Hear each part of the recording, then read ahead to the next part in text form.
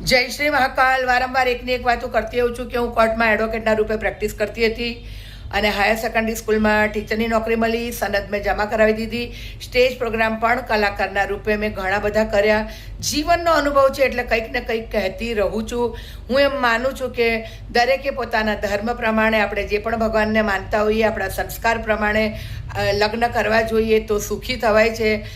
એટલે હું આ વાત પણ કહેતી હોઉં છું. પણ આજે એ વાત ફરી કહેવા માગું છું કે પહેલગામમાં જે આતંકી હુમલો થયો, તો આપણે એવું નથી કહેવાનું કે આ હિન્દુઓ પર થયેલો હુમલો છે. ના, આ ભારતીય પર થયેલો છે. જે પણ ભારતમાં રહે છે, જે ભારતમાં વસે છે, નોકરી કરે છે, ધંધો કરે છે, વ્યવસાય કરે છે, એ બધા ભારતીય છે. બધાને આધાર કાર્ડ મળ્યા છે, ઇલેક્શન કાર્ડ મળ્યા છે. આ હિન્દુઓનું દુઃખ નથી, આ ભારતમાં રહેનારા તમામ વ્યક્તિઓ માટે દુઃખદ ઘટના છે. લોકો રાહ જોઈ રહ્યા છે કે આપણે ક્યારે લડીએ, અંદરો અંદર લડીએ. અંદરો અંદર નથી લડવાનું, આતંક સામે લડવાનું છે. કારણ કે હું પણ એવું માનું છું કે આતંકીઓનો કોઈ ધર્મ નથી હોતો. આપણા બધા ઓળખીતા હોય છે. શું આપસમાં આપણે ઝઘડીએ છીએ, સાથે બેસીને નાસ્તો પણ કરતા હોઈએ છીએ, સ્કૂલમાં હોઈએ, ક્યાંય પણ હોઈએ તો સાથે બેસીએ છીએ, એકબીજાને આદરથી બોલાવીએ છીએ, એકબીજાના ધર્મને આદરપૂર્ણ વ્યવહાર આપણે કરીએ છીએ.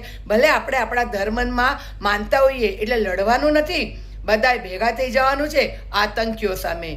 જય શ્રી મહાકાલ.